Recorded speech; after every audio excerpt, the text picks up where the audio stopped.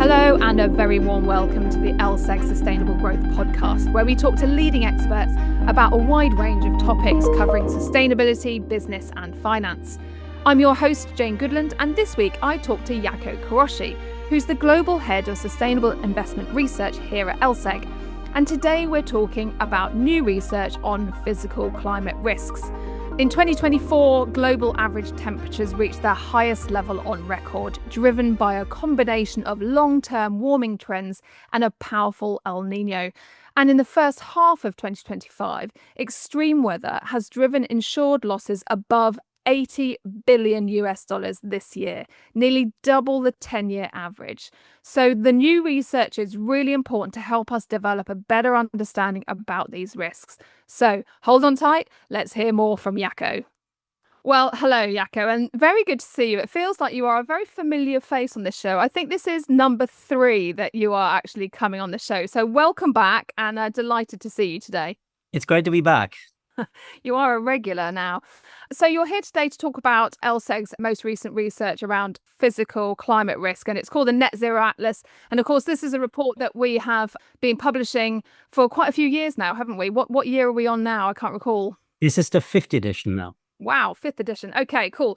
So, this report is packed full of information and stats galore. So you are here to help us navigate through that and see what some of the key themes coming out are. So last year's Net Zero Atlas focused on cities, and in fact the G20 cities to be precise. But this year's report has gone a bit different, right? So we're focusing this year on countries and regions within those countries. Why is it important to kind of make that shift? So look, we actually focus on 4,416 different regions across 8 G20 countries, right? So we're building out full physical risk maps for these 8 G20 countries. Now, why these 8 countries? It's where data is most easily available, but these are also big countries like China, the US. We're looking at Germany, we're looking at Japan. So we're talking about 2.2 billion people, 63 trillion in GDP, so about 60% of the global economy. So it gives you a good slice of the globe. Now, last year we did indeed look at cities, and that's a kind of a bit of a shortcut, if you want, because we know that cities are one of those key vectors where climate risks are going to materialize. So we can kind of zoom in on these very specific locales. We wanted this year to take a bit of a broader take and look across full country scale and understand how the geography of risk is changing. I think it's important to remember that physical climate risk is intensely local. So what do we mean by that? It matters where a river is, right? You might be a few kilometers away from the river and suddenly, that flooding risk looks very different. You might be in a forest a few kilometers away. Wildfire risk might look very different. Elevations matter. So you really have to kind of have that very granular understanding of where those hazards may materialize. But then you have to overlay that with very detailed GDP and population data, right? So to give you just one example, in Canada, in the wildfire season of 2023, an area half the size of Italy burned down, right? If you think about the wildfires in LA in January, those fires were 1,000 times smaller, right, than what we saw in Canada, but they just hit those spots where it really hurts. So kind of understanding that interaction between those climate risk and GDP data is absolutely key for us to understand climate risk. That totally makes sense to me in terms of to bring those two factors together, which I think is why this report, I think, is so fascinating for organisations around the world, including kind of corporates, but also governments and financial institutions. I just wanted to kind of touch on this notion that oftentimes people say, oh, climate change is something in the future. It's not something for us to be concerned about now. But some of the stats that are in this report, I think, really challenge that notion, right? So if people say to you climate change is a future issue to be concerned about, what's your response? Do you think that's a fair assumption? Absolutely. I think you already mentioned in your intro that insured losses have been hitting records. Uninsured losses have gone a similar direction, even if we have much less good data on those. And last year we were writing about the risks for cities. We published our report back in November. One of the points that we made in that report is that a lot of these risks are probably going to start manifesting earlier and be larger than what people think.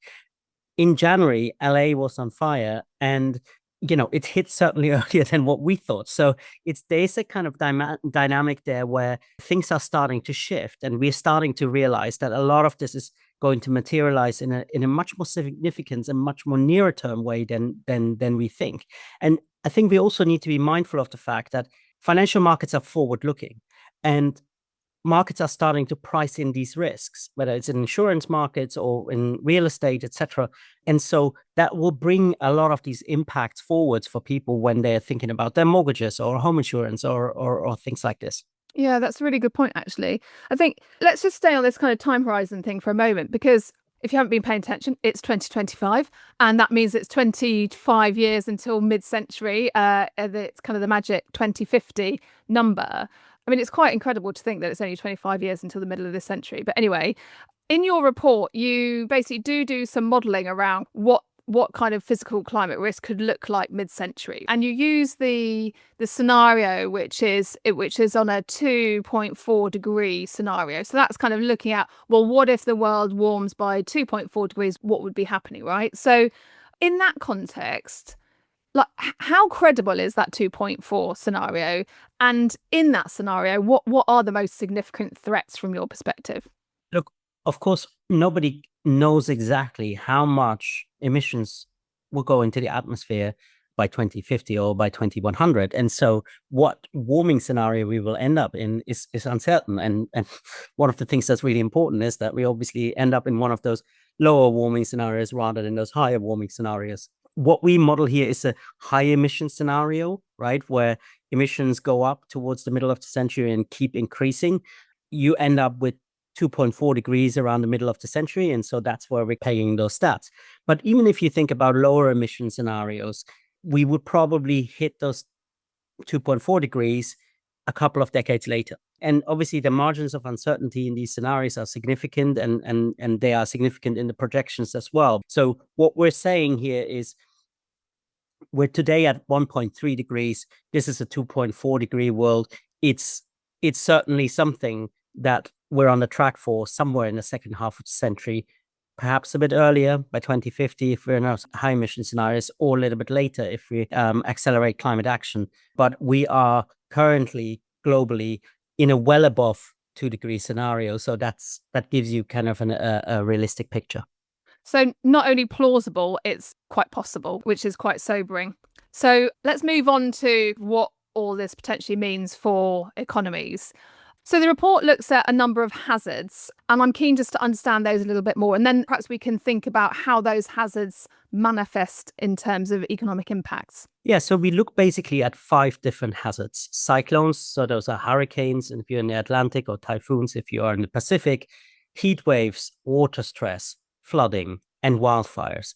And so in each case, we're looking at how that geography across these 8 G20 countries is changing, and then thinking about how many more people and how much more GDP gets exposed to increased risks. And so we can think, for example, about cyclones, which affect the eastern seaboards, mainly of the US, Japan, and a bit of China today. And then think about what happens as water warms, and so there's more energy in the ocean and more moisture in the air. And so you get these more extreme cyclones, and you get them further up north. So what we see is that cyclone risk starts shifting northwards in the US, in Japan, in China. And so that quite changes that risk exposure. So for example, if you think about the Japanese case, 80% of GDP and population will face a category 1 or higher typhoon on average at least once a decade. And so that 80% by 2050 is up from 5% today. Similarly, you will see, much greater exposure to extreme heat. If you think about exposure of more than 35 degrees for more than 30 days a year, that's like Phoenix, Arizona today. 327 million people, including cities like Los Angeles, Houston, Shanghai, Hong Kong, will face those risks, up from just 10 million today. And so we see kind of how these different hazards are really shifting on the map and starting to affect much larger parts of the population and much larger part of the global economy. So how does that then manifest in terms of cost or economic impact? Well, of course, the direct impacts. So, the disaster recovery that you're facing, but it's also a lot of indirect knock-on effects. It's things like supply chain disruptions, right? But it's also time that factories are not running, right? Because they have been flooded and they need to be rebuilt. And then beyond that, there is also the impacts from kind of changing to insurance markets. What does it mean for real estate valuations, et cetera, et cetera? So much more kind of second, third order effects that are quite difficult to map, but very important if we're thinking about the aggregate macroeconomic impacts. And presumably thinking about those indirect costs, the effect on kind of raw material and inputs would also be problematic or increasingly problematic for kind of real economy companies, right? So that's another kind of supply chain impact, as you said, thinking about just not necessarily just moving things around the world, but actually the availability of kind of inputs and raw materials as well, which I think is an interesting area to explore, but probably very, very difficult to map. Okay, so we've explored some of these kind of economic impacts. I'm keen to understand, for a portfolio manager, seeing this research, understanding that obviously there's going to be economic impacts associated with these scenarios, which are increasingly likely. What does that portfolio manager do when they kind of go back to their portfolio today to sort of say, okay, well, fine. Yeah, thanks for that information. But what do I actually start to do? What do I need to know? How do I start to reflect this type of research in my portfolio and my strategic asset allocation, for example? Well, I think we are on a journey here. We do not, in aggregate, understand these risks very well, and we are still struggling to quantify them systematically across portfolios, bring them into valuations, et cetera, et cetera. I think there's parts of the financial industry that are a little bit further along the journey, right? Things like real estate, where you have a very clear understanding of where the assets are and they're not moving around. And so we can kind of model with some certainty how those risks are changing. And we also see that in places like insurance or agriculture, where, these hazards kind of manifest themselves very directly and impact valuations very directly.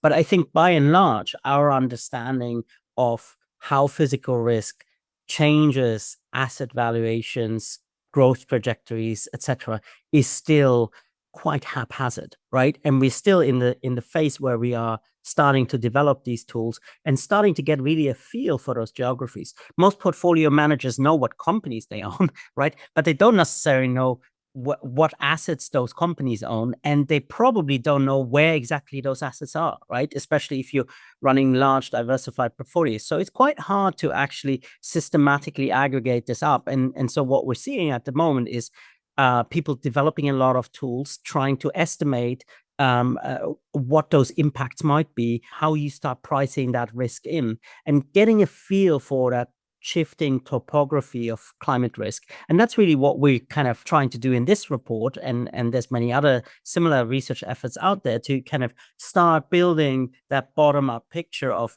where are hazards going to materialize, how are they interacting with assets around the world, and what's then the financial impacts from that.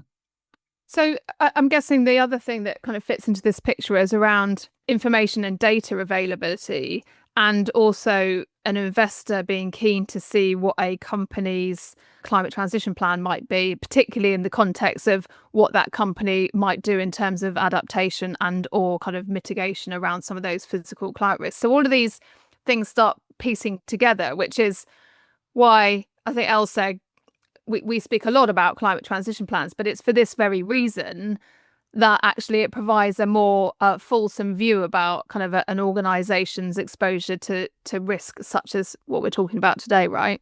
That's a really interesting point, Jane. I think companies have been thinking a lot about the transition and how they're reducing their carbon footprints and how they're offering new kind of products and services for the low carbon economy. But increasingly, we see companies also starting to think about how they will adapt to these changing physical climate risk. As a matter of fact, we did a piece of research where we looked at corporate disclosures, and we found that across large and mid-sized companies globally, over a third now reference some sort of adaptation measures, right? So that might be moving a data center out of a flood zone, or it might be making buildings more robust to extreme heat or flooding. So it really starts factoring in, and we see countries and companies drawing up these plans of how they become more resilient to these types of risks. And that's something that is very important also from an investor perspective, right? Because of course, there is ways to live with these climate hazards, right? But you have to invest, you have to become more robust and resilient, and you have to plan ahead before disaster strikes. So transition finance, which we often talk about on the show, is not really only about kind of investing in, say, solutions or new technology. It should also be about kind of that adaptation, transition to a more adaptive state, which, as you say, requires investment. So we're talking about, fundamentally, we're talking about risk here today, and we can't really have a conversation about risk without actually talking about the insurance market. Tell me about kind of the role of the insurance market, and also the likelihood of that market not being able to perform its function in a future state of where, physical climate risk is perhaps exacerbated beyond what we see today. So let me give you just one stat, right? The county in the US with the lowest rates of home insurance is Miami-Dade County, and that's also the county with the highest degree of cyclone risk across the US, right? So we see in various markets where those risks are starting to materialize, that insurance is in some cases retreating, or premiums are going up very quickly.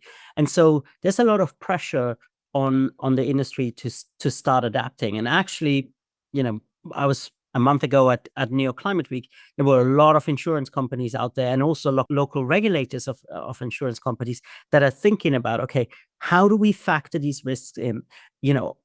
How do we innovate so that we can stay in those markets, right? Because obviously, that's business for insurance companies. They want to stay in those markets, but they need to be able to price those risks. And so, kind of how do you encourage people to invest in resilience, right? Because when you're investing in resilience, you're also increasing the insurability of the assets that you have, right? But these are very complex questions, and insurance industries are absolutely at the forefront of these developments, whether it's in the US, whether it's in Europe, or in places like Australia. Fascinating stuff. So let's move on to, I guess, more of a kind of a global policy perspective, because really understanding climate risk and how it may kind of, how all of this might turn out in the end is very much kind of predicated on the potential pathways forward that governments around the world take. So we are on the precipice of COP30 down in Brazil. And so let's kind of focus on what level of certainty we have around all of these stats and models that we've talked about, and how that intersects with the global policy response. I think that's a really good question. I think there's certain things that we are very certain about. So starting off with, CO2 and greenhouse gases in the atmosphere, we know the more there is, the more warming we will get. That's something that is very well understood and scientifically documented. We also understand that a warmer climate, more energy in the system, means greater weather extremes and heating, right? It's things like, warmer air can carry more moisture. So that means more rain. Warmer oceans, right, have more energy. You get kind of bigger storms. These kind of things are very well understood. Now, how exactly this will materialize in a very specific climate, 10, 20, 30, 40, 50 years into the future, obviously the uncertainty margins go up. And in many ways, it's the question, not only the uncertainty comes not only from, okay, how much emissions will we emit, but once the climate starts warming, how does the whole system react? And so climate scientists talk about these tipping points that we might trip, and suddenly things can start behaving in very weird ways, and we can see suddenly, kind of significant shifts to the way the climate works if we get something like corals dying off broadly, or the Antarctic ice sheet starting to break apart, etc. So there is a huge amount of uncertainty there, and that's why it's so important to advance with that precautionary principle. We know today what 1.3 degrees looks like. Do we really have the stomach to find out what 2.5 degrees looks like or not, right? That is kind of the question that is in front of policymakers. And that's why it's so important to take that climate action to reduce those emissions and limit global warming to well below 2 degrees. I think that's a perfect place to stop, because let's just see what we can achieve collectively at COP30. And I think you've done an amazing job at connecting the very real physical climate risks, in terms of sort of the weather events that we're seeing, to how governments around the world work, to how investors should be thinking about it. A masterpiece, Jaakko. And what I would say is I'd encourage people to look at the report, because I think it's one of those reports that as you sort of open it up, you think, gosh, I don't know if I'm going to be able to get through this. But it's really, really easy to navigate. And it's got some brilliant kind of diagrams and schematics. So very accessible. I'd definitely recommend people to log on to lseg.com and check it out. So, Jaakko, it's just left for me to say a very big thank you for coming on the show again, and you are very welcome back next year to tell us about next year's report for sure. And have a great time down at COP30, and I believe you're off today, in fact, so enjoy. That is right, Jane. It's always great to be here, and very much look forward to continuing the conversation. Great, thanks so much. I hope you enjoyed that episode with Jaakko, and if you did, then please don't forget to follow us and rate us on Spotify, Apple Podcasts, or any other platform you use. If you've got questions, comments, or someone you'd like us to talk to, then do get in touch by email at fmt@lseg.com. That's all from me, but watch out for the next episode very soon.